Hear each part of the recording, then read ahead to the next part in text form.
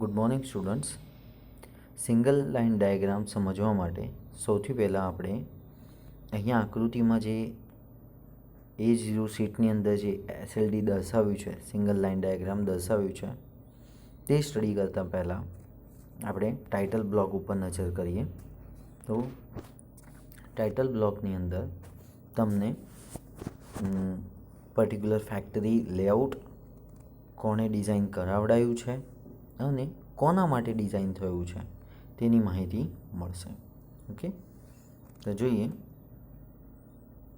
આ ટાઇટલ બ્લોકની અંદર પ્રોજેક્ટ નેમ લ્યુમિકેટ factory, okay, panel SLD layout, panel SLD layout જે અહીંયા આ ટાઇટલ માટે દર્શાવ્યું છે. ઓકે, થોડું ઝૂમિંગ થતાં થોડો ટાઈમ લાગે છે because of size of the file. જો U&I Interiors, okay, who are the architectures of this SLD. આ ટોટલ SLD બનાવવા માટે જેણે પણ પોતાના ઇનપુટ એફર્ટ્સ આપ્યા છે તેનું નામ. ઓકે, એન્ડ ચેક બાય, જ્યારે પણ કોઈ પણ ડ્રોઈંગ બને ત્યારે તે make by and check by બંને વસ્તુના નામ આવતા હોય છે. પ્રોજેક્ટ, તો પ્રોજેક્ટનું નામ છે લ્યુમિકેટ ફેક્ટરી અમદાવાદ. ત્યારબાદ functional panel SLD layout. What is the title? Title વાંચશો તો એના ઉપરથી તમને ખબર પડશે કે જે ટાઇટલ આપ્યું છે તે electrical panel SLD layout. Okay, ત્યારબાદ ડાયાગ્રામને સ્ટડી કરવા માટે સપોઝ દેટ બ્લોક્સ ગણીએ તો ટોટલ 13થી વધારે બ્લોક્સ થાય છે આખા પ્લાન્ટના. અહીંથી લઈ અને અહીં સુધી લગભગ 13 પ્લાન્ટ્સ, 13 લેઆઉટ્સ થાય છે. આની અંદર થોડી ઘણી ઇન્સ્ટ્રક્શન્સ અહીંયા આપી છે કે જે મેન્યુફેક્ચરરે ધ્યાનમાં લેવાની છે. અને સ્ટાર્ટિંગ ક્યાંથી કરું, કોઈ બી બ્લુ પ્રિન્ટને સ્ટાર્ટ ક્યાંથી કરું જ્યારે તમારા હાથમાં આવે તો એક તો ટાઇટલ સ્ટડી કરો તો તમને એ ખબર પડી જાય કે કોણે અને કોના માટે ડિઝાઇન કરી છે. Then you have to go through main LD panels. તમારે દરેકના નેમ જોવાના જે કોર્નર ઉપર આપ્યા જ હશે. ઓકે, જેમ કે અહીંયા આપ્યું છે, ધ્યાનથી જોશો તો તમને ખબર પડશે કે અહીંયા જે નામ દર્શાવ્યું છે તે નામ છે main panel. Okay, main panel, location is security room, location is security room. નામ પરથી તમને ધીરે ધીરે ક્લિયર થવા મળશે. એક વસ્તુને જો તમે વ્યવસ્થિત સ્ટડી કરશો તો લગભગ ટોટલ ડાયાગ્રામ કઈ રીતે સ્ટડી કરવું છે તમને ખ્યાલ આવશે. સૌથી પહેલાં ફ્રોમ ઇલેક્ટ્રિક મીટર, એટલે કે જે તે કંપની છે, ટોરેન્ટ પાવર છે અથવા જે બી છે ત્યાંથી આવતો power supply. Okay, stabiliser through main cable. Main કેબલની અંદર જે ઇનકમર કહેવાય, લખવું હોય તો આ લખી શકો છો. અહીંયા જે ઇનકમર કહેવાય છે તે ઇનકમર 200 એમ્પિયર 4 પોલનો છે. બરાબર, હવે તમને આ સ્વિચ જરા જુદી લાગશે. જુદી એટલે કે બાય ડાયરેક્શનલ છે. ઓકે, તો એનું નામ છે ATS. ATS એટલે auto transfer switch. Auto transfer switch એટલે એવા પ્રકારની સ્વિચ હોય છે કે જેની અંદર સેન્સિંગ એલિમેન્ટ આપેલું હોય કંટ્રોલરની સાથે. કારણ કે અહીંયા પ્રોવિઝનમાં તમે ડીજી પણ જુઓ છો. ડીજી સેટ એટલે diesel generator set with auto mains failure panel. Okay, ત્યાંથી આવતું ઇનકમર જે છે બંનેનો પાવર સપ્લાય તમારે આ એટીએસ સ્વિચને પ્રોવાઈડ કરવાનો. જે ટાઈમે સપોઝ જીબીનો પાવર સપ્લાય જતો રહે છે તો તરત જ આ સ્વિચ 10 સેકન્ડ્સના અથવા 30 સેકન્ડ્સના ડિલે પર સેટ હશે અને ઓટોમેટિક આખા પ્લાન્ટનો લોડ તે ડીઝલ જનરેટર ઉપર ડાયવર્ટ કરી દેશે. ખ્યાલ? ત્યારબાદ એટીએસ સ્વિચ પછી 200 એમ્પિયર 4 પોલ એમસીસીબી 200 એમ્પિયર 4 પોલ એમસીસીબી. કોઈ બી એક બ્લોકને સમજશો તો લગભગ બધા જ બ્લોક સમજાઈ જશે. અને આજે આપણે પહેલો જ બ્લોક બહુ વ્યવસ્થિત સમજવાનો છે. ઓકે, આ એસએલડી તમને એક્સપ્લેન કરું છું બ્લુપ્રિન્ટ્સનું. જો આને વ્યવસ્થિત સ્ટડી કર્યું તો આજ પછી તમે જેટલા પણ એસએલડીઝ અથવા બ્લુપ્રિન્ટ્સ જોશો એ તમને ઇઝીલી ખબર પડશે. ઓકે, એટલે એવું નથી કે દરેકની પાછળ આપણે ટાઈમ એપ્લાય કરવાની જરૂર છે. 200 એમ્પિયર 4 પોલ એટીએસ સ્વિચ પછી 200 એમ્પિયર 4 પોલ એમસીસીબી છે. એમસીસીબી એટલે moulded case circuit breaker and the rating is 36K. એમસીસીબી હંમેશા રેટિંગ્સની સાથે કે એટલે કિલો એમ્પિયર્સમાં દર્શાવેલી હોય છે. 10K, 25K, 36K. K represents sensitivity of MCCB. એમસીસીબીની કેટલી સેન્સિટિવિટી છે તે કોણ રજૂ કરે છે? કે. ઓકે, આના પ્રાઇસ પણ એ પ્રમાણે જ હોય છે. ત્યારબાદ control miniature circuit breaker connected with SPD. SPD એટલે surge protection device. Surge protection device એટલા માટે પ્લેસ કરવામાં આવે છે કે માઇનોર કોઈપણ જાતનું શોર્ટ સર્કિટ જો થાય તો તેની સામે સર્કિટને પ્રોટેક્શન આપી શકાય એના માટે. ઓકે, ત્યારબાદ ઇનકમર જોઈને તમને એ ખ્યાલ આવે છે કે 200 એમ્પિયરનો ઇનકમર છે.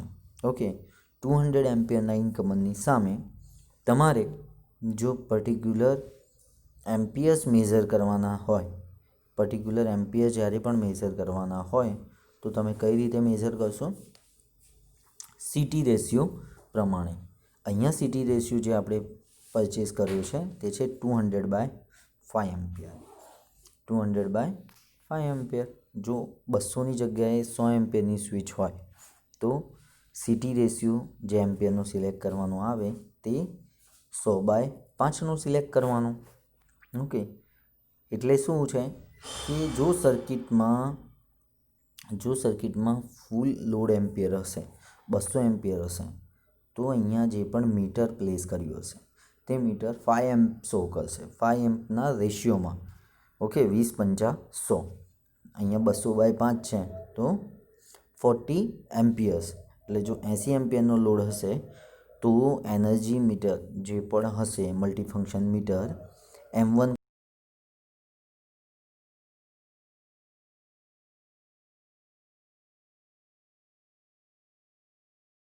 કોનેથી ફ્રીક્વન્સી, કિલોવોટ, રિએક્ટિવ પાવર, આ બધા જ ફંડામેન્ટલ્સ મેઝર કરવામાં આવતા હોય છે. ઓકે, ત્યાં પણ એક કંટ્રોલ એમસીબી મૂકવામાં આવે છે. ત્યારબાદ એક પાવર સપ્લાયમાંથી કેટલા ફીડર બહાર કાઢે છે? ટોટલ 11 ફીડર્સ આઉટગોઈંગ કર્યા છે. ઓકે, કોના થ્રુ? તો અહીંયા ઉપર લખ્યું છે 200 ampere triple pole neutral 36K aluminium busbar. Busbar આપણે આની પહેલાં જોઈ ગયા કે બસબાર એલ્યુમિનિયમના પણ હોય છે તથા કોપરના પણ બનેલા હોય છે. પણ એ બસબારની કેપેસિટી કેટલી હોવી જોઈએ?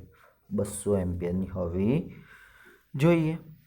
ત્યારબાદ જો નંબર ઓફ ઇનકમિંગ, તો તમને ખ્યાલ આવી ગયો કે ઇનકમર ઇઝ 200 એમ્પિયર. ઓકે, દેન આઉટગોઈંગ્સ ના નંબર કેટલા? 11.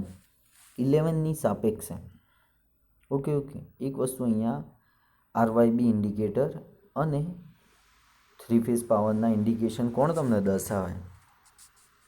રેડ ફેઝ, વાય ફેઝ, બી ફેઝ. ત્યારબાદ ખાસ એક વસ્તુ છે on off trip lamp. On off trip lamp, જો આ સ્વિચ ઓન છે તો તમને ઓનનું ઇન્ડિકેશન બતાવશે. જો કંઈક ફોલ્ટ છે તો ઓફનું ઇન્ડિકેશન બતાવશે, અથવા બંધ પોઝિશન હશે તો ઓફ અથવા ટ્રીપનું ઇન્ડિકેશન બતાવશે. કોઈ કારણોસર જો ટ્રીપ થશે તો ટ્રીપનો પણ લેમ્પ ત્યાં મૂકેલો હશે. ખૂબ જ જરૂરી છે, કારણ કે લાઇટના કારણે તમે ઇઝીલી કોઈ પણ વસ્તુને સમજી શકો છો કે પાવર સપ્લાય અત્યારે ચાલુ છે કે બંધ છે. ખ્યાલ આવે? 3 ફેઝની અંદર આઉટગોઈંગ ફીડર્સ જોઈએ તો આઉટગોઈંગ ફીડર્સમાં સૌથી પહેલાં F1 જોઈએ તો F1 છે 100 ampere 4 pole MCCB. Okay, RYB indicator, on off trip lamp, અને આ ફીડર F1નું જશે ક્યાં? ઇલેક્ટ્રિકલ પેનલ ફર્નેસ રૂમ, જેનો લોડ પણ દર્શાવેલો છે 48.9 કિલોવોટ, એટલે અંદાજે 50 કિલોવોટ જેટલો. એમાં પણ સેમ 100 એમ્પિયરની 4 પોલ MCCB છે, અને MCCBનું full form moulded case circuit breaker. Okay, moulded case circuit breaker. ત્યારબાદ આરવાયબી અને on off trip lamp. Okay, આ કમ્પ્લીટલી નેસેસરી છે પર્ટિક્યુલર ફીડર માટે. આ બધું જ એક જ પેનલમાં રહેશે, મેન એલટી પેનલમાં. ઓકે, ત્યારબાદ F2 ફીડર છે. ઇટ ઇઝ અરાઉન્ડ 150 એમ્પિયર, પણ 150 એમ્પિયરની MCCBનું ક્યારેય રેટિંગ માર્કેટમાં અવેલેબલ હોતું નથી. એટલે 150ની જગ્યાએ જે યુઝ થશે તે થશે 160 એમ્પિયર 4 પોલ MCCB. ક્યારેક લખવામાં પણ જો કોઈ જાતની એરર હોય તો તમે 10 એમ્સ 20 એમ્સ હાયર રેટિંગ માટે જઈ શકો છો. ક્યારેય પણ લોઅર રેટિંગ્સ અથવા કટ ટુ કટ રેટિંગ્સ માટે જવાની જરૂર હોતી નથી. અધરવાઇઝ એક વખત ઇમ્પ્લિમેન્ટ થયા પછી તમારે એન્ટાયર સ્વિચિંગ અલોકેશન બદલવું પડે, જેની કોસ્ટ બહુ જ વધારી જાય છે. ત્યારબાદ F2 ફીડર છે તો 150 એમ્પિયર, એટલે કે મેં તમને કીધું 160 એમ્પિયર 4 પોલ MCCB યુઝ થશે. 4 પોલ્સ એટલે RYB and neutral, that calls 4 pole. એની સાથે પણ આરવાયબી ઇન્ડિકેટર્સ અને ઓન ઓફ ટ્રીપ લેમ્પ છે. ઓકે, અને એ ક્યાં જાય છે? ઇલેક્ટ્રિકલ પેનલ PGM રૂમમાં, જેની સાથે કનેક્ટેડ લોડ છે અરાઉન્ડ 53 કિલોવોટનો. ઓકે, ત્યારબાદ F3 ફીડર્સ F3 ફીડર છે 80 ampere 4 pole MCCB.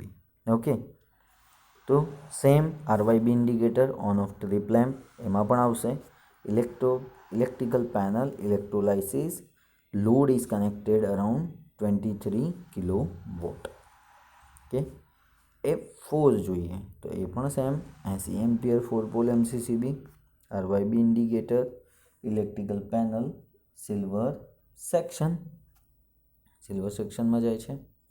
F5 100 ampere 4 pole MCCB, electrical panel office area. F6 25 ampere 4 pole MCB goes to submersible pump whose load is around 2.24 kilowatts. F7 32 ampere 4 pole MCB, external lighting DB. Okay, ઓછા પણ load છે અને વધુ પણ load છે, તે બધા જ દર્શાવેલા છે, એટલે તમને બ્લુ પ્રિન્ટ્સ ઉપરથી નાનામાં નાની માહિતી પણ મળી શકે. F8 ફીડર છે, અગેન 150 દર્શાવીશું એટલે 160 ampere 4 pole MCCB with the ratings of RYB and on of trip indicators. F9 100 ampere 4 pole MCCB which is spare એટલે જ્યારે પણ કોઈ વસ્તુ ડિઝાઇન થતી હોય ત્યારે મેન કેલ્ક્યુલેશનની સાથે સ્પેર રેટિંગ્સ પણ રાખેલા હોય છે સેમ યુનિટના, જેથી કરીને ક્યારેક કોઈ એક્સટેન્શન હોય પ્લાન્ટનું તો શું કરવામાં આવે, મેઇન સ્વિચને ખાલી ચેન્જ કરવામાં આવે, જેથી કરીને એન્ટાયર સિસ્ટમ ઓપરેટ થઈ શકે. Okay, 150 ampere 4 pole MCCB spare, 100 ampere 4 pole MCCB is spare. Again 80 ampere 4 pole MCCB is spare and F11 જે લાસ્ટ ફીડર છે એમાં પણ 40 એમ્પિયર 4 પોલ MCCB સ્પેરમાં છે. આ તો થઈ ગયા આપણા નંબર ઓફ આઉટગોઈંગ ફીડર્સ. હવે મેઇન વાયર જ્યારે ઇનકમરમાં આવ્યો ત્યાંથી 11 ફીડર આઉટ થયા. કેટલા? 11 ફીડર આઉટ થયા. 11 ફીડરમાંથી તમે એક વસ્તુ ધ્યાનથી જોશો તો તમને ખબર પડશે, F1થી માંડીને F7 સુધી, F1થી માંડીને F7 સુધી જે વાયરિંગ્સ છે તે વાયરિંગ ઇન્ડિવિજ્યુઅલી બીજી પેનલ્સની અંદર જઈ રહ્યું છે. ક્યાં જઈ રહ્યું છે? બીજી પેનલ્સની અંદર જઈ રહ્યું છે. એટલે જો આનું જ એક્ઝામ્પલ લઈએ F1 ફીડરનું, તો electrical panel furnace room. Okay, દેખાય તમને? Electrical panel furnace room. આ રેડ કલરની જે બાઉન્ડ્રી લાઇન્સ છે એ ફર્નેસ રૂમની પેનલની છે. ઓકે, આ બાઉન્ડ્રી લાઇનની અંદર તમે એક વસ્તુ નોટિફાઈ કરશો બહુ જ ધ્યાનથી કે 50 કિલોવોટનો જે લોડ છે 48 કિલોવોટના અરાઉન્ડનો તે ફર્ધર ક્લાસિફાઈ થયો છે. એટલે એક વસ્તુ મારે તમને ખાલી એટલી કહેવી છે કે જે તમને અહીંયા 100 એમ્પિયર 4 પોલ MCCB ફર્નેસ રૂમના ઇનકમર તરીકે દેખાય છે તે F1 તરીકે પણ 100 એમ્પિયર છે. એટલે એવું નથી કે ત્યાંથી જે કેબલ આવે છે તેનાથી તમે બધું જ સ્વિચિંગ ડાયરેક્ટલી ઓન કરી શકો, એવું નહીં થાય. ત્યાંથી વાયર થ્રુ કનેક્શન 100 એમ્પિયરમાં હશે. આ પેનલ આખી અલગ છે ઉપરની પેનલ કરતાં, સમજાયું? અને અલગ જગ્યાએ લાગશે, આ બંનેની વચ્ચે અંતર રહેશે, પણ જે કેબલ થ્રુ આ જોડાશે ત્યારે ફરીથી 100 એમ્પિયર અહીંયા રહેશે. એટલે કે તમે ત્યાંથી પણ સ્વતંત્ર રીતે બંધ અથવા ચાલુ કરી શકો છો, અથવા અહીંથી પણ આખા ઇલેક્ટ્રિકલ પેનલ ફર્નેસ રૂમને સ્વતંત્ર રીતે બંધ અથવા ચાલુ કરી શકો છો. ખ્યાલ આવ્યો તમને? કે આની અંદર પણ સેમ બાયફર્ગેશન છે. ઇનકમર 100 એમ્પિયર 4 પોલ. ઓકે, એક વસ્તુ. અને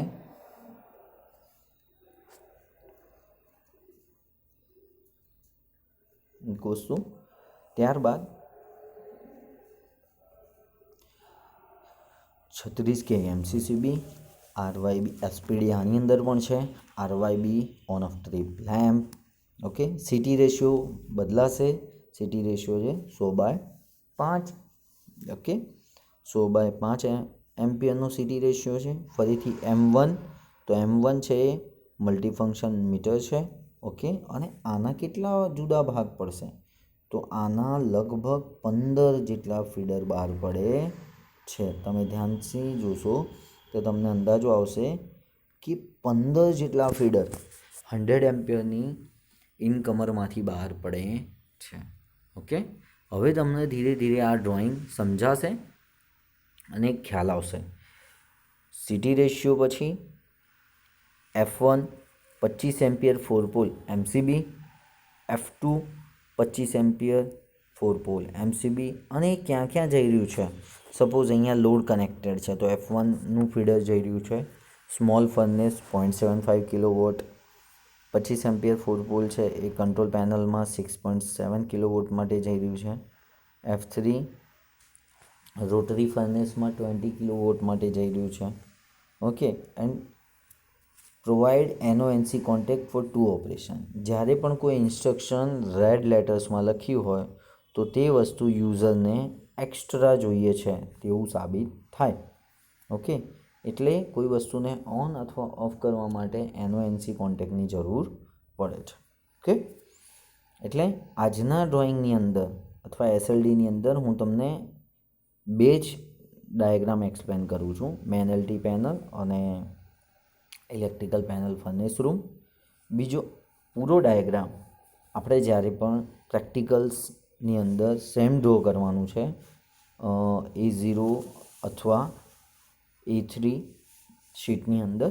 ઓકે, આ રીતે તમે ઇનકમર અને આઉટગોઈંગ ડિસાઇડ કરી શકો છો અને બ્લુપ્રિન્ટ્સને બહુ જ ડિટેલમાં સ્ટડી કરી શકો છો. This is the basic method to study out single line diagram or multi line diagram of electrical outlets.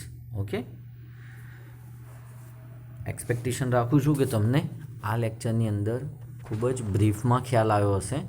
જો કોઈ પણ ડાઉટ હોય તો તમે મને કમેન્ટ્સમાં અથવા વોટ્સએપ ગ્રુપમાં પણ પૂછી શકો છો.